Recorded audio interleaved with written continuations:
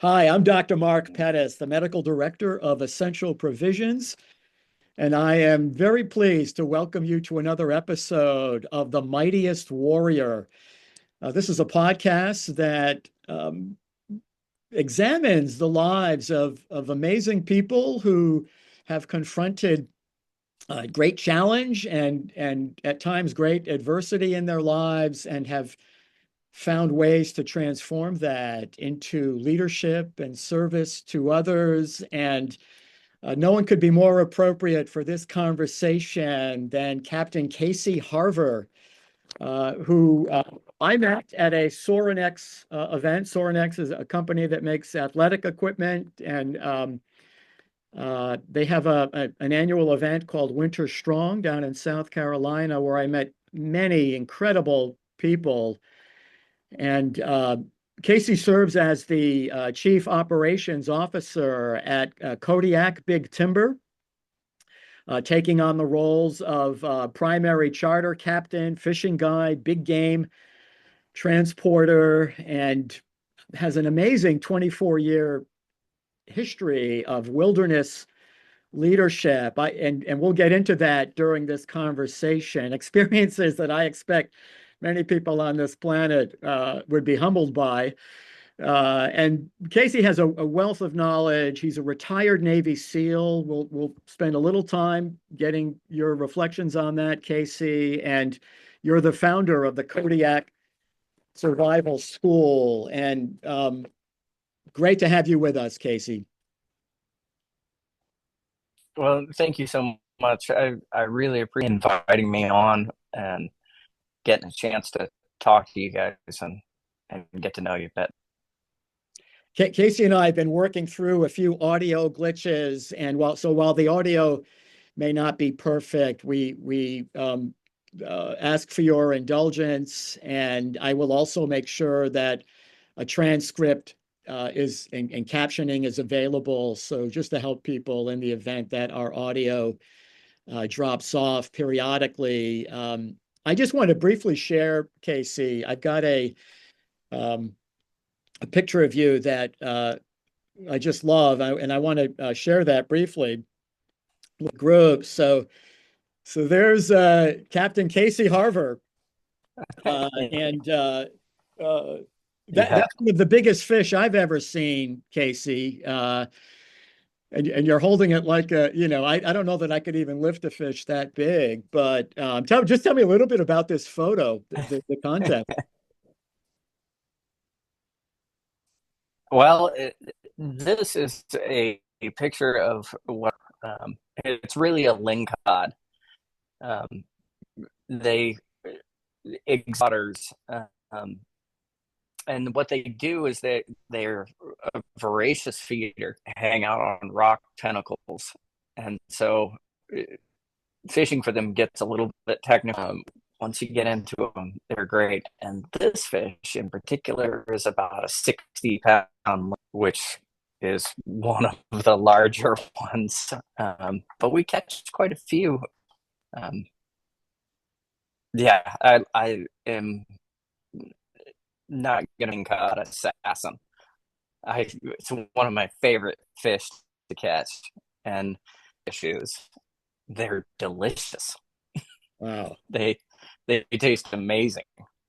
Well, it reminds me that everything in Alaska is grand, and certainly this fish is no example. And I just wanted to give folks an idea, Casey, in case they're not familiar with where you're at. Kodiak is in a very remote part of the world and planet, and certainly the United States. And so, yeah, there you are. So you're on an island. Yeah, describe us is we're Kodiak Big Timber is an island off the coast of an island off the coast of Alaska. Yeah. We happen to be on Raspberry Island, and in order to, it's actually not as bad as people think. You Alaska Airlines come, but then once you get to Kodiak, then you have to come by boat, out to the lodge where we're completely off the grid. Um, we make our own electricity, all of that good stuff. Um, Kodiak in and of itself, 90 minutes, about a 90-minute flight from Anchorage, or and um, you're looking at about a 10-hour ship ride to another 4 hours into Anchorage. So 14 hours by ship and by car flight. So um, most people fly. Now, did you go up in Alaska, Casey? Is that home for you originally? No, I didn't. Southeastern Virginia is where I grew up. Um, and I sort of I came in a rural environment and a hunting and fishing family. The the, the Navy that actually brought me to Kodiak. Um, so I'm an adopted Alaskan. Yeah, so tell me a little bit about how what brought you there? You know, what was it about your service that connected you in that way? The SEAL teams for the last 20 years or so have been training, or at least a portion of their training in Kodiak. There was that was the Center for Cold Weather Maryland, basic military mountaineering. And so students, when they come through the SEAL qualification training pipeline, have been cutting their deck as a part of that pipeline for cold weather maritime mountaineering, and also the SEER, the survival and escape course.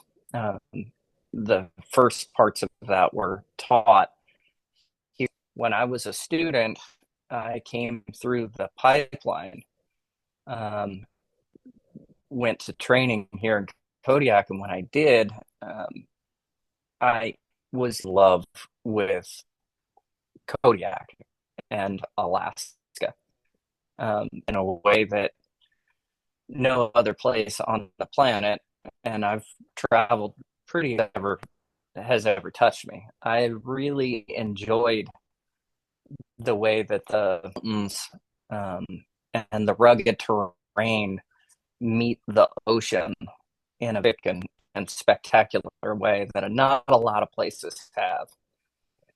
And I mean, we would do some training that was over the beach training. We swim in to the beach and then go over and we were training on that for the kind of the first times here in Kodiak that I did it. And so you get off the boat, you get into the water clandestinely, uh, go over the beach, and then and there's a series to it, but to make it brief, I came over the water and got up underneath the spruce, and I was seeing green greens with the moss and hanging down on it, old growth trees, and I was just amazed array of color that I didn't know existed. Mm. You know, it was cold, but the environment hit me up like I was in some sort of enchanted forest dream state, that places like that had existed. And the more I got to it, which was for a very brief period of time, I, I have to come back. I have to be here and find out what makes it tick. Mm. And so I kind of my career and I was serving on, and then I got an opportunity to come back and be an instructor at the school. And when I did, um, it was the opportunity to bring my family to this environment, which was super special. We got to live here for 3 years, and my wife and my children, they all fell in love with this place. And it did a lot for me, being in this remote, rugged, helped me um, in a way that I needed yet. Yeah, so that I could imagine that for for many kids, many families, that that such a an environment, an ecosystem, so unlike what many of us would have been used to, that it seems like you had a very deep, kind of profound experience as you emerged in that ecosystem, and it's great that your family loved it as you do. But that must have been an amazing uh, sort of transition from living in the mainland and, you know, it's such a different ecosystem. Well, you have to understand that I grew up in like a um, the reality of it is I was just a dumb redneck kid that was fields and oak forests, um, seeing this recapture that. I see. Um, and I do sort of in I get to show part of my job now is showing other people this world. I love it. It's an amazing thing to be able to do, is to share something that you're the when I came back overseas just prior to coming to Kodiak, and we were in the height of the war, and there were a lot happened, and it was a lot of high pressure, and um, it's war. It's not. It's there are fun parts in that, but it it was not an enjoyable experience. And so when I to Alaska, what I found, the light, the space, and the difficult environment, exactly what I needed, because I was so ramped up um, from that. Had I been left to my own devices, and I would have been nearly as productive. I think that I needed the challenge to be able to throw myself at. I was a very mean and angry. I spent over a year in Afghanistan in a very, very high threat, very kinetic environment. And so being in this place, it gave me an opportunity to sort of relax and now and become nice again. Uh, yeah. We the challenge of was the bears, the weather, the ocean, the mountains, and someone trying to harm you that's a physical person is now trying to harm you, and that's much you're better, healthier way. So it gave me a chance to sort of relax and mentally, as far as and all of those things, but it kept my mind active me now. Um, the challenges of this place I need in order sort of feel normal. Um, this place can out of your comfort zone, and so does the SEAL team. Being out of your comfort zone is my happy space. Huh. This environment, Kodiak does it for me almost every. Wow.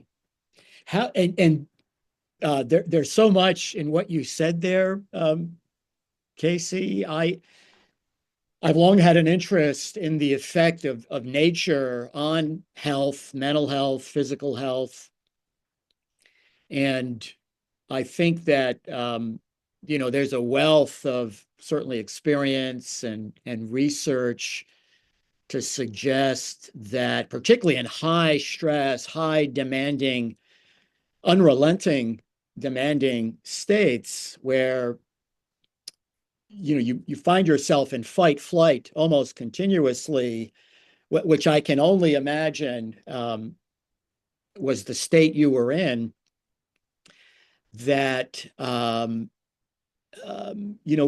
adapts.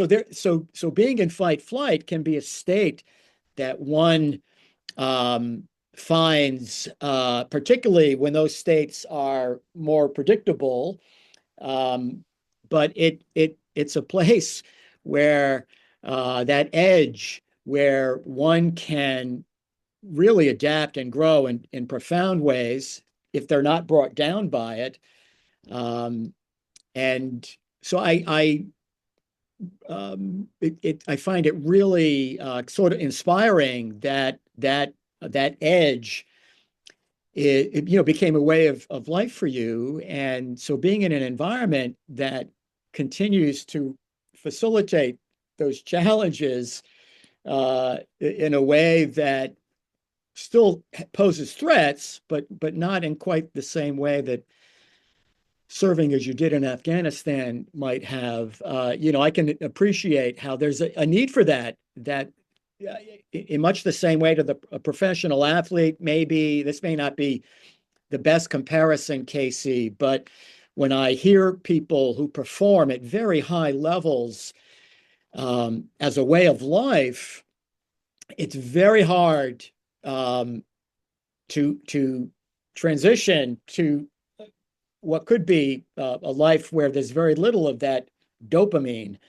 And so it sounds like you've been able Mm-hmm. to find that sweet spot that has allowed you to cultivate what has allowed you to thrive and adapt and grow um, as a way of life, but that also has attached to it this remarkable therapeutic um, possibility. And so as I was learning just a little bit more about your life, it I could imagine this being an ideal sort of fit, both for presenting challenge and growth, but also to kind of keep you grounded in a way that's also healing and therapeutic.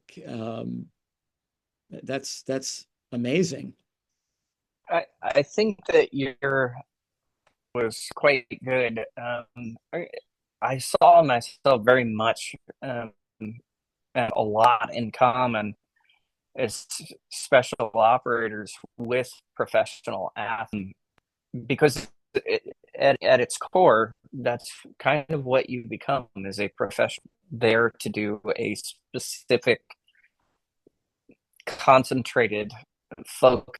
Um, so that those worlds I think are overlap and um, this place it pushes you out of your comfort zone in that it is rugged, so very beautiful. And I think the connection for me here, family, got to be a lot greater. Things together as a family, and we could face the challenge together as a family, face challenges on my own constantly. Um, I love my family much better in this environment because of the, and so we grew together. Um, and now I'm still proud to say that I work with my family here at Big Timber. Bond that we formed while we were doing those sorts of activities, you know, is still continuing through to everything that we do today.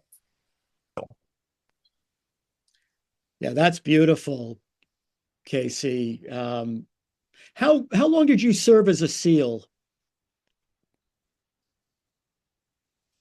Um, Years, a little over 21 years, Wow. uh, active duty. I retired um, a few years ago, and one of the things that I decided to start doing was I opened Kodiak. Um, what I was focused on as I was retiring, um, I got a position to work back naval special warfare to teach the survival and evasion curriculum. Yeah. And so I took the contract position for a little while. I taught, uh, junior SEALs that were coming through the pipe. Sort of had a bit of an epiphany that, the government, that material, really. They don't own survival. They are a wealth of knowledge for it, but there's no reason that I those type of skills with the general public and with my so why not take some of these things that I knew that we could do, that I was young SEALs, and share that with other. When I talk to young SEALs, um, I would I would take a poll in the classroom of how much time they had, and I was often surprised at the time the guys had actually in the field or in the backcountry. I would ask it. I would say, before you guys came into the military, many of you have gone out, spent the night camping. Oh, now only about a third of the room Hmm. would raise their hand. How many of you guys have hunted, fished? That's about a third of the room would raise their hand.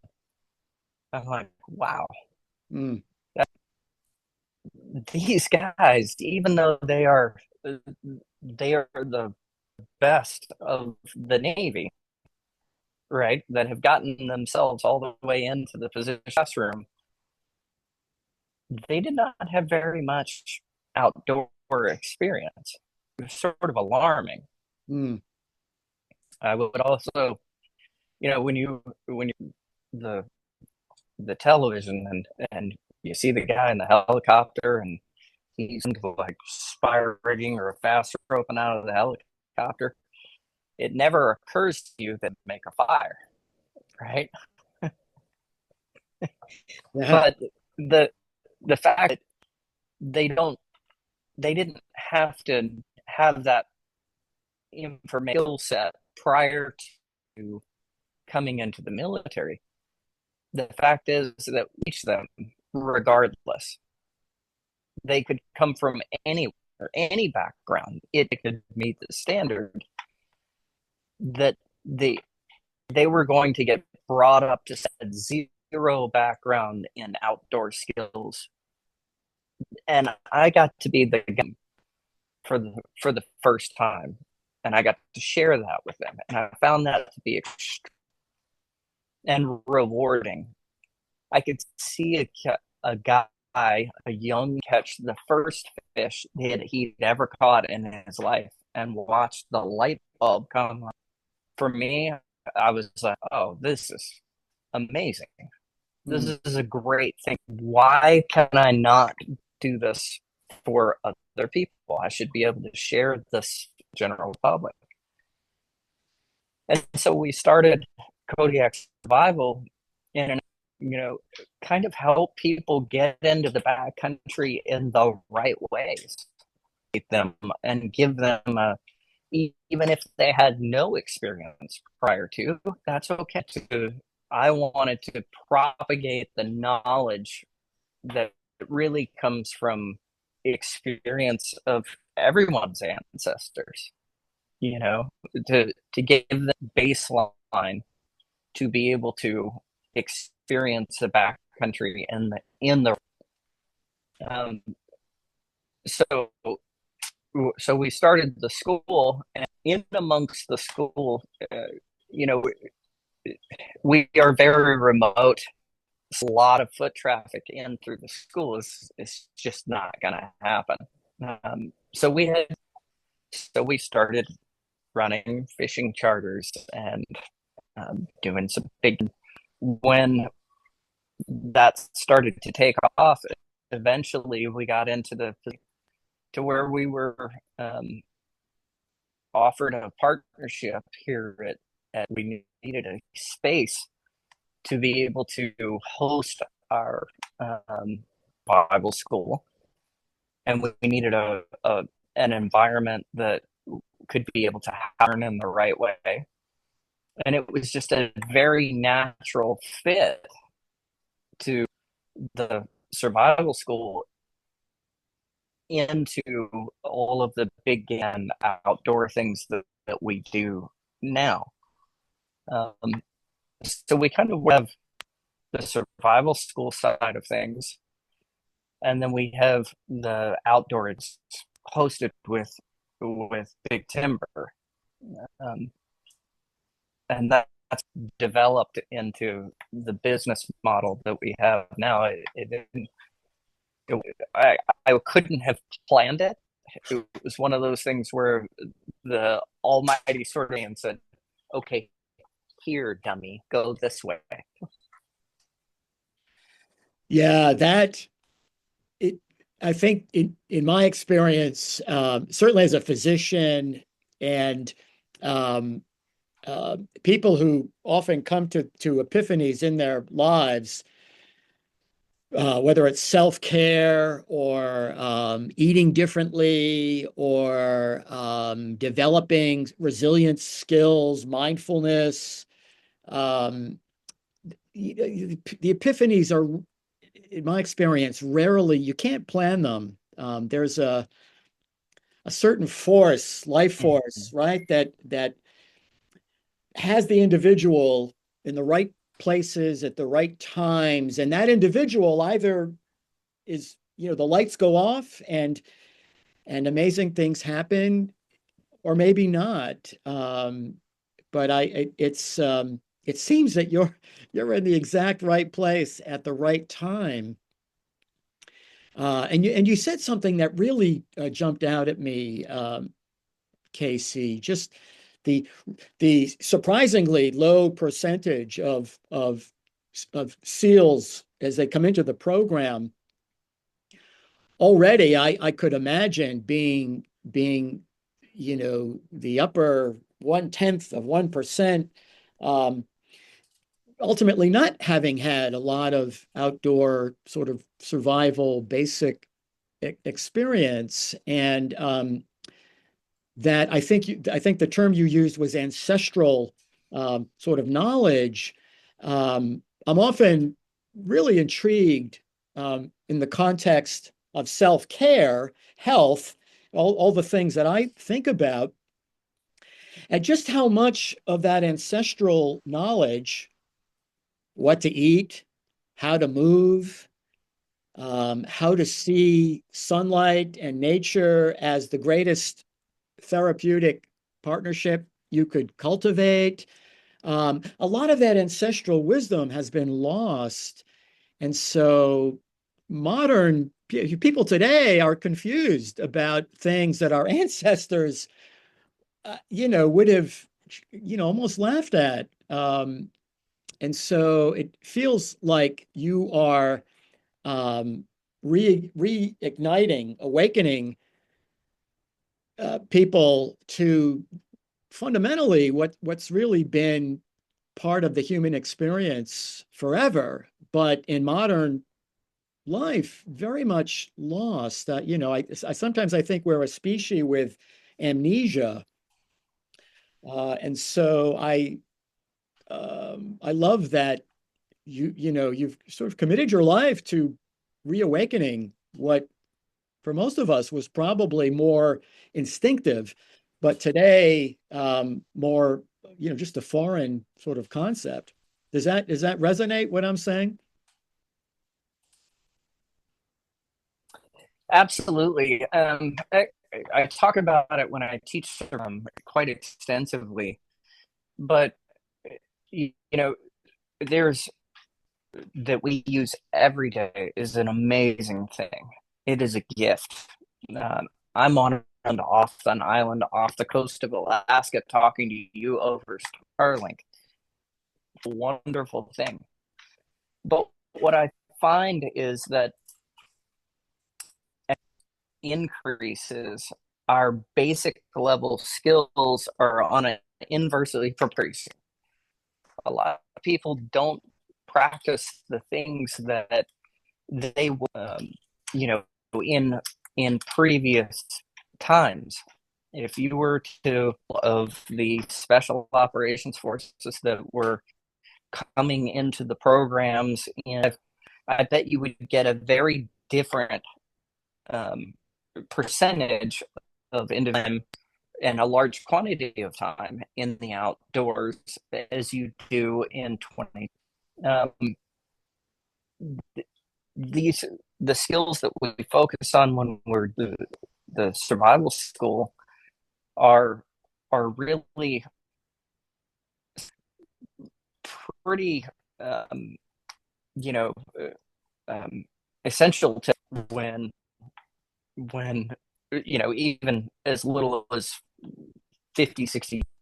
But as our technology increases, our focus on those decrease, and we see it um, across the board, specifically American society.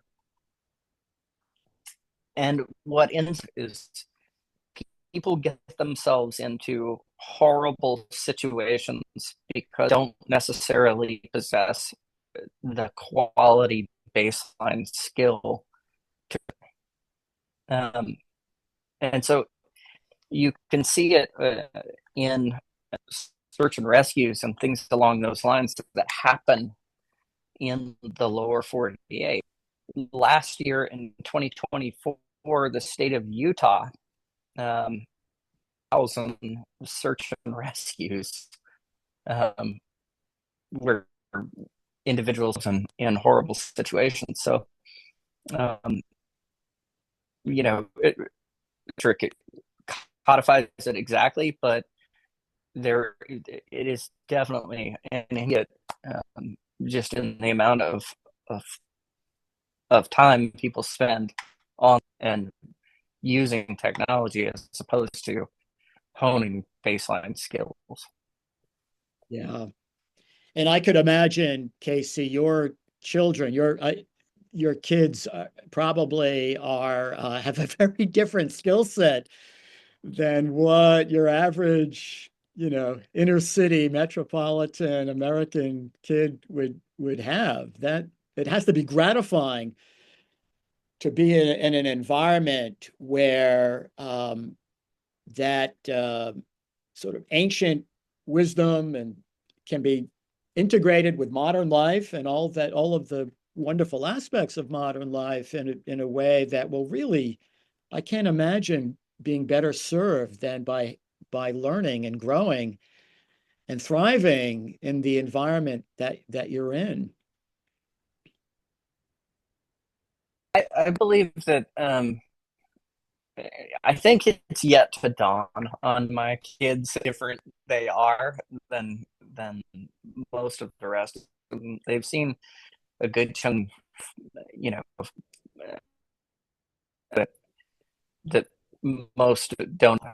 Um, so and then they're when they, you know, remote Alaska. So I don't know if they know how unique their existence has been yet, but I think that um, both of them have a pretty wide aperture as far as what both sides of the coin look like. Yeah. How old are your The, children, Casey? the I've got three. My oldest, he's 24. My uh, next one is three, uh, and then my my daughter is.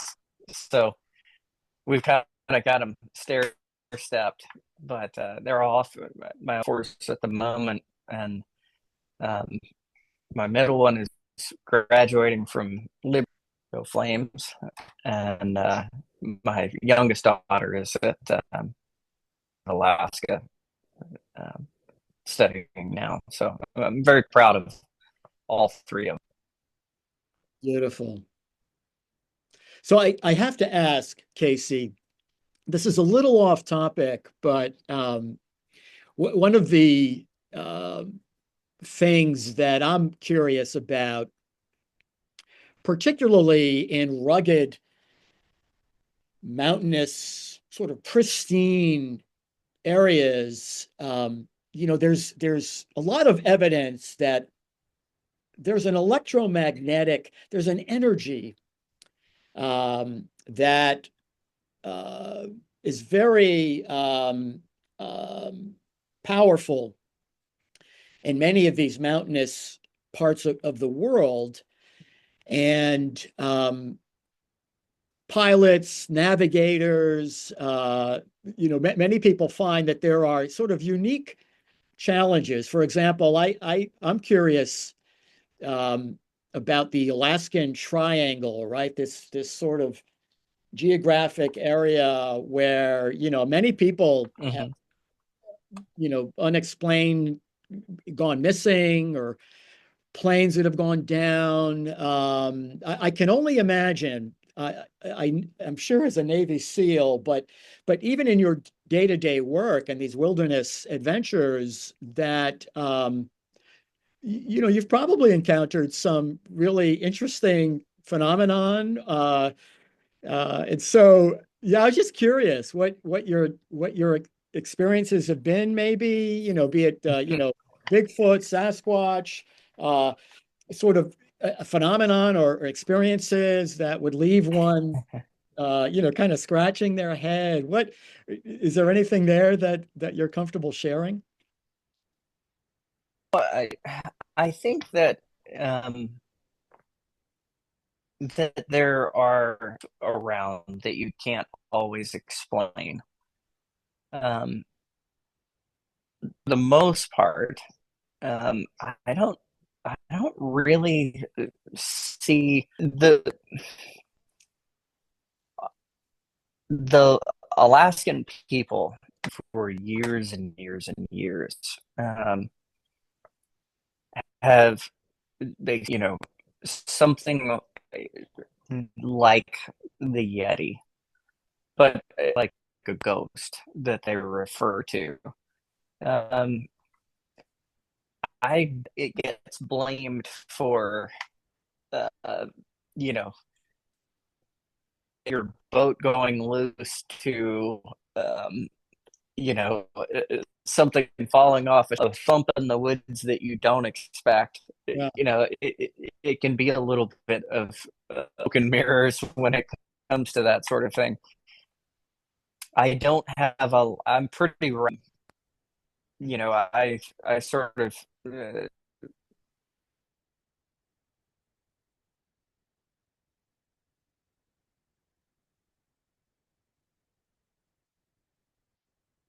But uh,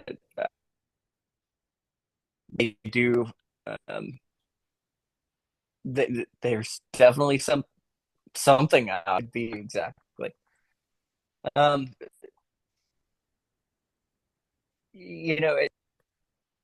as far as what I find personally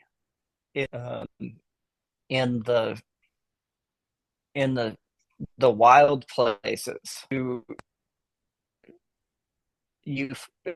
specifically in the mountains, you have an opportunity to quiet down and to send. Um, the mountain is going to take a pound of flesh from you. No, you sort of um, you feel it. It your very inner being. You can't cheat the mountain own way, uh, to quote Jeremiah Johnson. But it is a very, and I believe that there is something to um, recall and insignificant you are to something that is so much larger than yourself. I think that helps with um, connection to the Almighty. Is you're more willing to listen and open yourself up when you recognize that you are not the world. And I think that, for many different, for me in particular, I find that it is much to listen for the still small voice when I am hard in a wild place.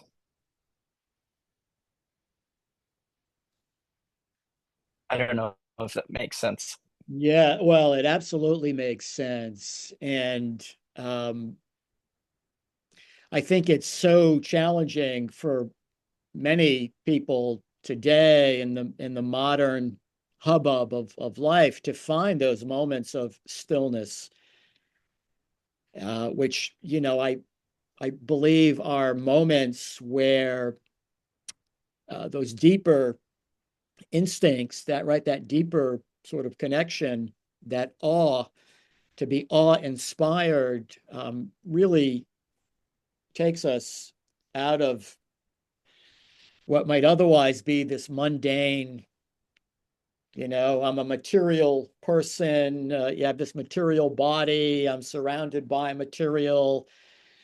Everything is sort of mechanistic, very little awe, um, which, what you describe is just a very different experience, a different set of conditions that I think um, can bring people much more deeply into that place. I've had friends that have climbed. You have a friend that climbed Everest many years ago, and he's done many other climbs. And Mm-hmm. I know these have been, spiritual. It's brutally challenging and hard, and you can just get flogged physically and emotionally, and yet there's an awakening that occurs that is just very real and very inspiring, and for many kind of an elusive feeling. So yeah, I really appreciate your sharing that. Yeah, it, this place to me is very special, but it and I go on difficult. Um, some of the things are here, which is very true. It's fun. It really is so much fun. You know, the the ability to come out and to face even some of the mine and then be successful over top of it. It is so. Um, there's very few places like this where what I said, where the mountains meet the sea, and you have wonderful wild creatures, cod that you pull up, great big halibut, king salmon. Our bears are not to be left off the list. Yeah. They're awesome, um, um, and it depends on what camp you're coming from. Some people like to come out to enjoy the bears and to see them and to photograph them. Others are, and I think there's room for both of those things. And I can imagine, Casey, that everyone that you're engaging on a wilderness tour survival school are, the before and after has to be pretty transformative. Um, I could imagine that you're very much central to the transformation of people having these experiences, and they're probably not the same when they leave as when they arrived. No, I don't think they are. But on the survival school part of it, you um, only learn. I see myself as survival skills is two things. I'm one part historian and second part self-reliance coach, because I'm going to give you the skills. That's the historian part. And then I'm going to skill. That's the self-reliance part. And so when you start so good and a week to 10 days later, now you're like, yeah, I can do this, and I realize what I need and what I don't need. That's a really kind of cool thing. But yeah, you're people go being like, yeah, I think I can do this with the right conditions and the the right attitude and the right skills. I told them what I thought I was in the beginning. Um, Boarding to see that. Mm. Well, I want to be mindful of the time, Casey. I know it's midday in Kodiak, and I'm sure you have a full afternoon awaiting you. Again, I just on behalf of Essential Provisions and just personally, Casey, I want to thank you for just taking time out of your busy life to share with us. And but before we sign off, is there anything that we didn't touch on, Casey, that you think would be important to share? I will include in the notes the contact information for Kodiak Big Timber, and if people want to learn more about that, I'll provide some links for them. Anything that you want to touch on as we wind down? Are doing pretty good. Um, Now, I will say that I have you guys have been so generous to me and have set me up with some of the MREs, and I am leaving very shortly for so we're going to be doing some bear hunting for the next 10 days and are helping to supply um, some of those meals that I really sincerely appreciate it. Thank you for making something delicious. And I'll let you know how it goes. So I'll be sharing some of those from that with you guys on the return. Well, that's wonderful. And I didn't push product too hard, but Casey's referring to our meals ready to eat, and these are essential provision products that are incredibly nutritious, very tasty, heat and eat, open and ready to go. So you're the ideal person to be field testing these MREs, Casey, and all of us at Essential Provisions are really honored to partner with you in that field testing and getting that feedback. And we hope we can nourish the warriors in the way that warriors like yourself need to be nourished. And that's it's an honor to be part of a company that has that mission. Well, I appreciate you so very, very much.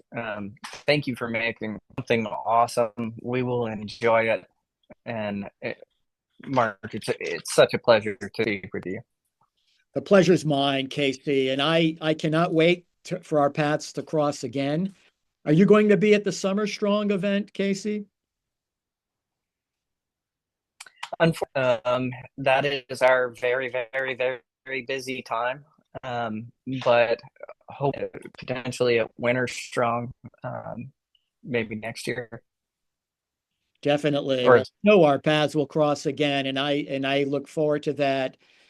And I wish you peace and joy in all that you do, um, and gratitude for your service. That yeah, it's just a tremendous example of courage and patriotism, and you're obviously taking that legacy and translating it in everything that you do. So, Godspeed to you, and until our paths cross again. thank you so much, Mark. If you need anything at all, please don't hesitate. Wonderful.